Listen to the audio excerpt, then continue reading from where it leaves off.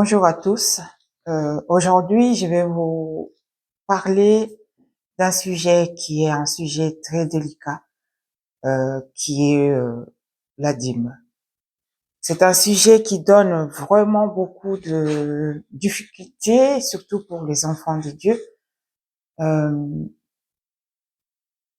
j'ai vu beaucoup de vidéos, beaucoup de gens qui discutent sur la dîme, est-ce qu'il faut donner la dîme, arrêter, il faut dire aux pasteurs d'arrêter de réclamer la dîme. C'est un sujet très délicat quand il s'agit de l'argent. Mais vous savez, les enfants d'Israël, lorsque ils ont reçu ces commandements de la part de l'Éternel à travers Moïse, donc ils étaient obligés d'aller dans ce sens, de suivre d'abord les recommandements de l'Éternel à travers son serviteur Moïse. Qu'est-ce qu'est la dîme? Déjà, premièrement, on parle des dîmes. La dîme, c'est 1/10 de tout ce que nous possédons. Premièrement, même les enfants que nous avons, même notre vie que nous avons, fait partie d'1/10 qu'on doit donner à Dieu. Sachez très bien que tous les aînés des enfants d'Israël étaient considérés automatiquement, dès le départ, appartenir à Dieu. C'est-à-dire, il n'y avait même pas à discuter. Il n'y avait même pas à faire la réclamation de quoi que ce soit. C'est-à-dire que, enfant né d'une famille était consacré à 100% à l'Éternel. Le bétail, tout le premier-né de bétail était à Dieu. C'est pour cela qu'il y a beaucoup d'églises, des fausses églises, bien sûr. Je ne citerai pas le nom, mais les membres de ces églises-là se reconnaîtront dans ce que je suis en train de dire. Donc, il y a quelque chose qui se passe subtilement. Ces églises-là se font passer comme une église de Dieu en Jésus-Christ. Mais ces églises, en fait, ils font en sorte que tout le couple qui se marie dans ces églises, à chaque fois quand ces couples tombent enceintes, les grossesses, le première grossesse ou les enfants nés de ces couples, le premier-né de ce couple ou les grossesses des premiers-nés de ce couple meurt. Soit il y a les grossesses qui se perdent à des semaines avancées, par exemple, à partir des 6 mois, 5 mois, 7 mois, alors que la mère était en bonne santé, elle pouvait accoucher sans problème. Mais vous voyez, fausse couche, l'enfant meurt. Et c'est normal. Et personne n'en parle. Dans ces églises-là, personne n'en parle. Mais vous allez vous reconnaître. Si vous faites partie de ces églises, vous allez vous reconnaître dans ce que je suis en train de dire, que dans ces couples, à chaque fois, si vous posez la question des membres de ces églises-là, ils vont vous dire que, soit j'ai fait une fausse couche à ma première grossesse, soit j'ai mis au monde un enfant qui est mort-né, ou bien l'enfant est né normalement, mais à 1 mois, 2 mois, l'enfant meurt. Pourquoi? Parce que ça se passe subtilement. Notre ennemi, c'est quelqu'un qui est en concurrence. Il essaye de faire mieux. Il pense faire mieux que Dieu lui-même. Alors, il profite toujours de l'ignorance des enfants de Dieu pour subtiliser, en fait, ses pensées, alors que les enfants de Dieu acceptent cela en disant, oui, donc c'est comme ça que ça doit se passer, c'est comme ça, c'est la voie de Dieu. Non. La voie de Dieu est que ces premiers-nés puissent accomplir la mission pour laquelle ils sont venus sur cette terre. C'est pas de mourir. Ce n'est pas de mourir. En fait, c'est d'accomplir la mission pour laquelle ils sont venus sur cette terre. On parlait des dîmes. Alors, la dîme, c'est quoi? La dîme, en fait, si vous voyez bien, C'est un dixième de tout, comme je dis en premier. Donc, quand on regarde dans la Bible, nous commençons d'abord, premièrement, on parle de la dîme avec Abraham. Cette vidéo sera longue, mais j'y ferai pour aujourd'hui, comme c'est la première fois que j'arrive sur les réseaux sociaux. Si je vois que vous êtes intéressé, que vous voulez en savoir un peu plus, donc vous mettrez des commentaires en bas de cette vidéo et je vais développer un peu plus au fur et à mesure. Je ferai de vidéos, de petites, enfin de courtes vidéos de 15 minutes, 10 à 15 minutes d'abord au début. Eh bien, si vous êtes nombreux à savoir un peu plus jusqu'où nous allons aller dans les explications des dîmes, alors vous ferez le commentaire. À ce moment-là, on partira en direct dans tout ce que nous faisons, dans ce que je suis en train de vous expliquer, si vous voulez en savoir un peu plus par rapport à la dîme. Parce que c'est quelque chose qui touche beaucoup d'enfants de Dieu. La majorité n'aime pas entendre parler des dîmes. Et surtout quand on parle de dîmes, tout le monde voit l'argent, tout le monde voit l'argent. Et pourtant, la dîme, c'est pas seulement l'argent. La dîme peut être ton temps. La dîme peut être tout ce que tu possèdes. C'est-à-dire que tes propres enfants, tu peux leur donner. Ils sont là. C'est des êtres que Dieu a permis de passer par toi. Donc, ces enfants doivent être au service du Seigneur. C'est-à-dire que quand tu as des enfants, ces enfants sont aussi une partie des dîmes que tu dois donner à Dieu. C'est-à-dire que ces enfants doivent servir Dieu. C'est aussi la dîme. Donc la dîme, c'est quoi?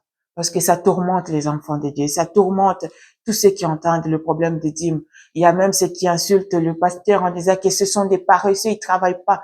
Le pasteur il nous demande, c'est vrai, c'est parce que ils savent, c'est des mauvais enseignants. Aujourd'hui, si vous tombez sur un bon pasteur qui sait enseigner ses ouailles, un pasteur vous dira tout simplement que la dîme, ce n'est pas quelque chose qui est obligatoire. C'est quelque chose en fait qui demande, c'est-à-dire la volonté et la disposition du cœur de l'être et la relation qu'on a avec Dieu. Cette relation, quand on a une relation fidèle avec le Créateur, on est tout simplement reconnaissant de ce que nous lui devons. Parce que chaque jour, nous allons dormir le soir, nous nous réveillons le matin, et qu'est-ce que nous faisons? Nous recevons pas de factures, nous recevons pas de contrats de signature en nous disant ben aujourd'hui vous êtes réveillé, vous respirez, vous me devez autant. Mais en fait la dîme c'est quoi? C'est la reconnaissance envers celui qui renouvelle en nous les souffles de vie. La reconnaissance envers celui qui a créé le ciel et la terre. Il a fait de nous un projet de bonheur et non de malheur. Donc, en étant l'homme, on est reconnaissant parce que Dieu nous a créés à son image. Il nous a pas créé des animaux. Il nous a pas créé des êtres qui n'ont pas de sens, qui réfléchissent pas. On nous a donné le faculté de réflexion. On nous a donné la facilité, c'est-à-dire Dieu nous a donné la domination, il nous a accordé la domination. Et nous sommes des êtres supérieurs sur cette terre. Même si nous étions les derniers à être créés, c'est pas, Dieu a créé d'abord le monde. Il a fait en sorte que la terre soit un endroit accueillant pour les êtres semblables à lui. Il a fait de nous ces êtres qui réfléchissent, qui voient les choses. Nous sommes des gens qui ont réussi des bénédictions au-delà de toute mesure. Vous voyez, chaque jour, Dieu il menace celui qui dévore. Il ouvre les écluses du ciel pour ces êtres qui sont un projet de bonheur pour lui et non un projet de malheur. Voilà pourquoi c'est cette reconnaissance que nous devons se dire un jour, se dire, tu te réveilles le matin, et puis tu te dis, ben, je suis en bonne santé physique, je suis en bonne santé mentale, je me déplace de là à là. C'est un grand témoignage. C'est tout simplement ça que nous devons se dire. Nous devons nous dire que, ben, voilà, nous sommes des enfants de Dieu. Et qu'est-ce que nous lui devons? Le remerciement. C'est aussi, ça fait aussi partie des dîmes. Donc, c'est-à-dire reconnaître. Aujourd'hui, j'entends les gens dire, ben je connais pas Dieu, je suis athée, je fais ceci, je fais cela. Oui, c'est vrai, c'est une façon de dire. Mais oh, Dieu n'existe pas. Effectivement, si Dieu n'existe pas, c'est nous qui existons. Parce que Dieu a existé avant même que nous soyons. Vous voyez? Donc Dieu, c'est quelqu'un qui, enfin, si je peux dire, c'est quelqu'un, c'est une entité qui a fait que nous puissions exister. Lui, il a dit, je suis. C'est tout simplement ce qu'il est. Il est, je suis. Alors, celui qui est je suis, c'est-à-dire, il n'existe pas. Il est là. Il est là. Il est là tout simplement. C'est nous qui existons. Alors, il y a des gens qui disent, oui, non, moi, je suis athée. Je suis cela, je suis cela. Bien sûr, oui, tu es athée. Mais tu crois que quelque chose existe qui est au-delà de toute chose. Parce que quand tu te poses des questions, chaque jour tu te poses des questions en disant, ben aujourd'hui je vais faire ceci, aujourd'hui je vais faire cela. Tu accomplis sa mission, tu accomplis ses recommandements, tu accomplis en fait tout ce qu'il a recommandé à un être humain. C'est-à-dire il t'a dit, il t'a donné la faculté de réflexion, la faculté d'accomplir les choses, la faculté de faire d'accomplir ce que tu as envie de faire. C'est-à-dire que tu reconnais Dieu dans tes actions. Tu reconnais Dieu dans tes actions. Tout simplement parce que tout ce que tu accomplis, c'est la mission pour laquelle il t'a mis sur cette terre. Que tu reconnaisses qu'il existe ou pas, ce n'est pas un problème. Le problème est que tu vis, tu respires, tu as le souffle de vie en lui, tu fais partie de lui. Il n'a pas besoin que tu fasses, en fait, que tu chantes ces louanges. Lorsque tu accomplis les grandioses, c'est-à-dire tu crées, tu inventes, tout ça, c'est pour sa gloire que tu le reconnaisses ou pas. Alors, nous allons continuer avec ces sujets de dîmes. Alors, aujourd'hui, je vais m'arrêter là pour dire tout simplement que si vous avez vraiment besoin qu'on aille loin, parce que je vais essayer de développer la dîme et comment nous devons donner la dîme, parce que la dîme a été, on parle de la dîme dans la Bible à partir avec Abraham, lorsque Abraham rencontre Melchisédek, après avoir vaincu, récupéré son neveu Lot, qui avait été emmené en captivité par le roi des environs. Donc, du coup, le roi de Gomorrhe et de Sodome, qui viennent avec beaucoup de biens pour lui donner. Avant cela, il rencontre Melchisédek qui lui donne à manger le pain qui pourvoit d'abord pour lui. Et puis ensuite, il pourvoit d'abord pour lui à manger et à boire. Hein. Donc ensuite, et comme après la guerre, Abraham avait vaincu en fait les assaillants et il avait pris pas mal de butin qui venait en fait de cette justement cette bataille et il a donné la dîme de tout ce qu'il avait pris dans cette bataille. Donc, il a donné aussi à Melchizedek. Donc, il y a eu ce qu'on appelle l'échange. Cet échange je regarde en même temps le temps parce que je veux pas que la vidéo soit une vidéo très très longue, que soit une vidéo courte déjà au départ. Alors, si vous êtes intéressé de savoir un peu qu'est-ce que c'est la dîme, de ne pas se prendre la tête. J'ai vu une dame, elle était dans tous ses états, elle criait fort, elle insultait le pasteur en disant ces pasteurs sont des fainéants, ils travaillent pas, ils font ceci, ils font cela. Mais c'est parce que ces pasteurs ne prennent pas le temps d'expliquer aux enfants de Dieu qu'est-ce que c'est la dîme. Je vois beaucoup de pasteurs qui insistent là-dessus comme si c'était une obligation pour eux, parce que la dîme, on commence d'abord dans l'Ancien Testament là on parle des dîmes, et puis on ira aussi dans le Nouveau Testament pour expliquer comment apporter la dîme et dans quel état d'esprit la dîme doit être apportée. Donc la dîme pour les enfants de Dieu, alors soyez calmes, ne vous prenez pas la tête.